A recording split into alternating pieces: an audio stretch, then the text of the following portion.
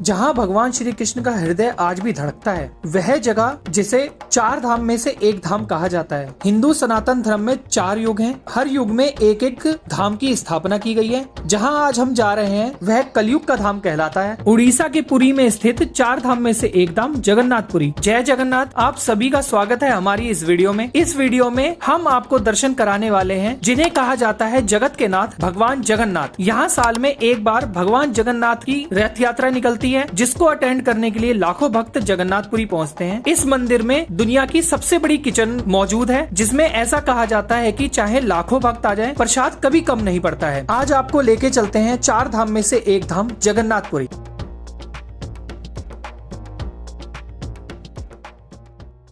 सुबह सुबह जल्दी हम दिल्ली से पुरी रेलवे स्टेशन पहुंच गए थे। पुरी रेलवे स्टेशन से हमने अपने होटल के लिए एक ऑटो बुक कर लिया है। जब भी आप जगन्नाथपुरी जाएं तो आप जगन्नाथ मंदिर के आसपास भी होटल ले सकते हैं और समुद्र के किनारे स्वर्ग द्वार बीच पर भी आप होटल ले सकते हैं। हमने अपना होटल लाइट हाउस के पास एडवांस में ही बुक करवा लिया था। स्वर्ग द्वार बीच पे बहुत भीड़ होती है, लेकिन लाइट हाउस के आसपास बीच पर बहुत कम भीड़ होती है। होटल में चेक इन करने के बाद अब हम बीच पर आ चुके हैं। थोड़ी देर बीच में एंजॉय करने के बाद रेडी होकर जगन्नाथ मंदिर में दर्शन करने के लिए जाएंगे।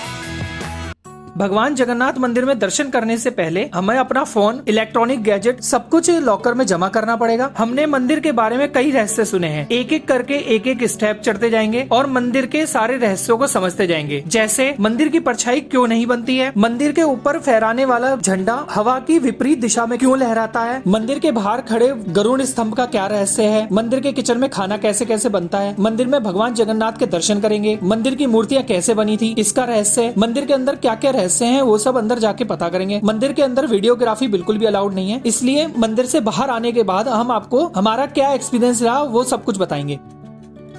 हमने मंदिर के अंदर भगवान जगन्नाथ, उनकी बहन सुभद्रा और बड़े भाई बलभद्र के दर्शन किए। हमें अंदर दर्शन करके पता चला मंदिर के बारे में क्या क्या रहस्य हैं। हमने मंदिर का प्रसाद ग्रहण किया और पंडित जी से मंदिर के कई रहस्यों के बारे में पता किया, जिसमें पहला है मंदिर में स्थापित है अरुण स्तंभ और गरुड़ स्तंभ। ऐसा कहा जाता है हिंदू धर्म में 4 युग होते हैं और इन चारों युगों में 4 धामों की स्थापना की गई। सतयुग में स्थापना की गई बद्रीनाथ की, द्वापर में स्थापना की गई रामेश्वरम की, त्रेता युग में स्थापना की गई द्वारकाधीश मंदिर की और कलयुग में स्थापना की गई जगन्नाथ मंदिर की। जगन्नाथ का मंदिर उड़िया शैली में बना हुआ है, जिसको देखकर आप भी अचंभित रह जाएंगे। जब हम मंदिर में दर्शन करने जाते हैं, मंदिर के बाहर ही अरुण स्तंभ स्थापित है। ऐसा कहा जाता है कि कोणार्क सन टेम्पल से इस स्तंभ को लाकर यहाँ पर स्थापित किया गया था। ऐसा कहा जाता है कि भगवान विष्णु के वाहन वरुण देवता हैं और उनके भाई अरुण हैं। मंदिर में दर्शन करने के लिए जाते हैं तो पहले अरुण देवता से अनुमति लेते हैं, उसके बाद ही मंदिर के अंदर एंट्री करते हैं और मंदिर के अंदर जाकर भगवान के दर्शन करने से पहले उनके वाहन वरुण देवता का स्तंभ स्थापित है। लोग पहले उसे प्रणाम करके उसके बाद भगवान जगन्नाथ, उनकी बहन सुभद्रा और बड़े भाई बलभद्र के दर्शन करते हैं। जगन्नाथपुरी मंदिर में एंट्री करने के लिए 4 द्वार हैं। मुख्य द्वार है सिंह द्वार, दूसरा द्वार है अश्व द्वार, तीसरा द्वार है व्याघ्र द्वार और चौथा द्वार है हस्ती द्वार। सभी श्रद्धालु सिंह द्वार से ही एंट्री कर सकते हैं। इस मंदिर में सिर्फ हिंदू और सनातन धर्म के लोगों की ही एंट्री है। जगन्नाथ मंदिर के रहस्यों में से एक रहस्य मंदिर में स्थापित विग्रहों का भी है। पुराणों के अनुसार मध्य भारत के राजा इंद्रद्युम्न भगवान विष्णु के बहुत बड़े भक्त थे। जब उन्हें उड़ीसा में पूजे जाने वाले नील माधव का पता चला, तब उन्होंने अपने मुख्य पुजारी के भाई विद्यापति को नील माधव का पता लगाने के लिए कहा। उन्होंने काफी परिश्रम करने के बाद नील माधव का पता लगा लिया। जब उन्होंने वापस आकर राजा को नील माधव के दर्शन करवाने के लिए ले गए, तब नील माधव का स्वरूप अंतर्ध्यान हो गया। इस वजह से इंद्रद्युम्न इंद्रद्युम्न बहुत परेशान हुए। उनके अथक प्रयासों को देखने के बाद भगवान विष्णु ने उन्हें सपने में कहा कि आपको समुद्र के किनारे बहता हुआ एक लकड़ी का लट्ठा मिलेगा, उससे आप मेरी मूर्ति का निर्माण करें और एक भव्य मंदिर का भी निर्माण करें। जब इंद्रद्युम्न समुद्र के किनारे पहुँचे तब उन्हें वहाँ पर एक लकड़ी का लट्ठा बहता हुआ मिला, जिसे वह कबीले के सरदार विश्ववासु की सहायता से उस लकड़ी के लट्ठे को महल में लाया गया। किसी भी कारीगर के द्वारा उस लकड़ी के लट्ठे से मूर्तियां नहीं बनाई गई। उसके बाद ब्रह्मा जी स्वयं एक बूढ़े के रूप में मंदिर में आए और उन्होंने लकड़ी के लट्ठे से मूर्ति का निर्माण करने के लिए कहा, लेकिन उन्होंने एक शर्त रखी कि वह अकेले में एक रूम में ही मूर्तियों का निर्माण करेंगे। 21 दिनों तक जब तक वह मूर्तियों का निर्माण नहीं कर देंगे उस रूम में कोई भी नहीं आएगा। इसके बाद रूम से हथौड़ी और छैनियों की आवाज आती रही। कई दिनों बाद जब हथौड़ी और छैनियों की आवाज आनी बंद हो गई तब इंद्रद्युम्न की पत्नी रानी गुंडीचा के कहने पर राजा ने उस कमरे के दरवाजे खोल दिए। 21 दिन से पहले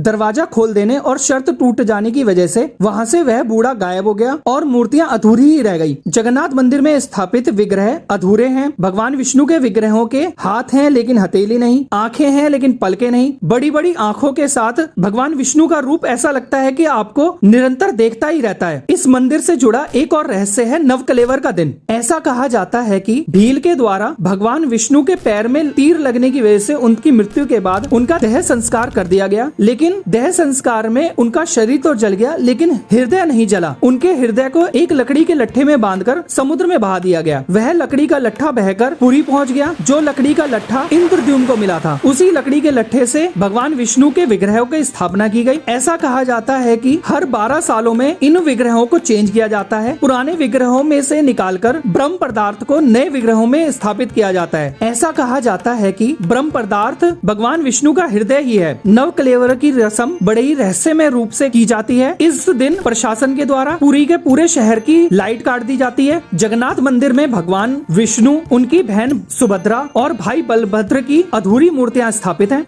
जगन्नाथ मंदिर में स्थापित एक और रहस्यों में से मंदिर का किचन भी है। जगन्नाथ मंदिर में आपको 4 अलग अलग स्ट्रक्चर दिखाई देंगे। पहला है विमान, दूसरा है जगमोहन और तीसरा है नाटा मंदिर और चौथा है भोग मंडप। इसी भोग मंडप में लाखों भक्तों के लिए प्रसाद बनाया जाता है। प्रसाद बनाने की विधि बड़ी ही रहस्यमय है। इसी भोग मंडप में हजारों भक्तों के लिए प्रसाद बनता है। हर रोज भगवान जगन्नाथ जी को 56 भोग लगाए जाते हैं। यह 56 भोग बनाया जाता है इसी किचन में। ऐसा कहा जाता है कि हजारों भक्त मंदिर में आ जाएं, लेकिन यह भोग कभी कम नहीं पड़ता है। यह भोग मंडप एशिया का सबसे बड़ा किचन माना गया है। इस किचन में भोग मिट्टी के बर्तनों में बनाया जाता है। ये भी एक चमत्कार है कि यहाँ पर मिट्टी के 9 बर्तनों को एक के ऊपर एक रखकर खाना पकाया जाता है। इसमें एक के ऊपर एक मिट्टी के बर्तनों को रखा जाता है और नीचे आग लगाई जाती है। इसमें रहस्य की बात यह है कि खाना सबसे ऊपर रखे मिट्टी के बर्तन में पहले पकता है, आग लगाई गई नीचे और सबसे पहले खाना पका ऊपर। यह चमत्कार सिर्फ जगन्नाथ मंदिर में ही हो सकता है। मंदिर का अगला रहस्य है झंडा। जगन्नाथ मंदिर के झंडे को रोज बदला जाता है। ऐसा कहा जाता है कि जिस दिन मंदिर का झंडा नहीं लहराया जाएगा उस दिन कई सालों के लिए मंदिर बंद करना पड़ेगा। ऐसा माना जाता है कि यह झंडा हमेशा हवा के विपरीत दिशा में लहराता है। जी हाँ, अगर हवा पूर्व से पश्चिम की तरफ बह रही है तो झंडा पश्चिम से पूर्व की तरफ लहराएगा। यह चमत्कार आप सिर्फ जगन्नाथ मंदिर में ही देख सकते हैं। इसी के साथ साथ आपको झंडे के नीचे एक सुदर्शन चक्र बना हुआ दिखाई देगा। इस सुदर्शन चक्र की खासियत यह है कि आप इस सुदर्शन चक्र को चाहे जिस दिशा से देखें आपको यह गोल दिखाई देगा। जी हाँ, आप चाहे इस सुदर्शन चक्र को जिस दिशा से देखें वह अपना आकार नहीं बदलता। जगन्नाथ मंदिर का एक और रहस्य मंदिर की परछाई भी है। जब आप मंदिर के चारों तरफ घूमेंगे तो आपको एहसास होगा कि मंदिर की परछाई नीचे कभी नहीं पड़ती है। चाहे दिन का कोई भी समय हो रहा हो, मंदिर की परछाई नीचे नहीं पड़ती है। जय जगन्नाथ। जगन्नाथपुरी मंदिर में हमने बहुत करीब से दर्शन किए हैं। लगभग 1.5 से 2 घंटा हमने मंदिर परिसर के अंदर बिताए हैं। मंदिर परिसर के अंदर छोटे बड़े बहुत सारे मंदिर हैं। जब भी आप जगन्नाथ मंदिर जाएं, थोड़ा समय लेके जाएं। कम से कम 1-1.5 घंटा आप मंदिर के अंदर बिताएं। छोटे बड़े मंदिर में बड़े तसल्ली पूर्वक से दर्शन करें। दोपहर का समय हो गया है। लंच करने के लिए मंदिर से थोड़ी दूरी पर एक बालाजी मारवाड़ी रेस्टोरेंट है। यहाँ पर अनलिमिटेड थाली की व्यवस्था है। इस मारवाड़ी भोजनालय में बिना लहसुन प्याज के खाना बनाया जाता है। मंदिर के आसपास आपको बहुत सारी दुकानें मिल जाएंगी। भगवान जगन्नाथ की आप यहाँ से फोटो ले सकते हैं। छोटे छोटे स्टॉल लगते हैं। भगवान जगन्नाथ मंदिर के बाहर इस रोड को बड़ा दंड बोलते हैं। इस रोड पर बहुत सारी धर्मशालाएं, होटल और छोटी बड़ी बहुत सारी दुकानें हैं, जहाँ से आप भगवान जगन्नाथ की मूर्तियाँ, फोटो, बहुत कुछ ले सकते हैं। इस वीडियो में हमने आपको भगवान जगन्नाथ के दर्शन करवाए, भगवान जगन्नाथ से जुड़े हुए काफी सारे फैक्ट बताए हैं। जब भी आप जगन्नाथ मंदिर आएं तो लगभग एक दिन भगवान जगन्नाथ मंदिर में दर्शन करें, और उसके आसपास बहुत सारे मंदिर हैं। अगली वीडियो में हम आपको जगन्नाथपुरी में जितने भी आसपास मंदिर हैं उन सभी मंदिरों के दर्शन करवाएंगे। जय जगन्नाथ। अब हम मिलते हैं आपको अगली वीडियो में।